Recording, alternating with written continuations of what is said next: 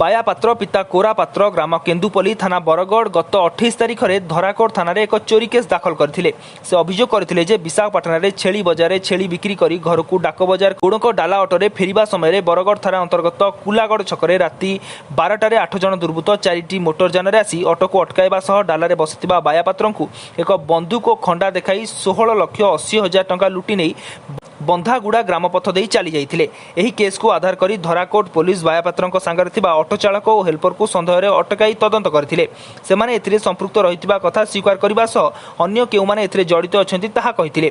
एहाकू आधार करी आज धराकोट आसिका शेरगढ़ बरगढ़ सोरडा पुलिस मिलित भावे ऑटो चालक कवि गौड़ हेल्पर बसंत कुमार विषयींक सह अन्य 9 जन अनिल डाकुआ कृष्णचंद्र जेना मिलिकेशन बेहेरा लक्ष्मीनारायण बेहेरा सुजित विषोई राजेश्वर नायक श्रीकांत गौड़ अमरनाथ मुनि आदि को गिरफ्त कर नगद 12,59,500 टंका 4टी मोटर गाड़ी 8टी मोबाइल गोटे बंदूक आदि जबत करिछि बोली गंजाम एसपी श्री विजेश कुमार राय खबर दैछंती।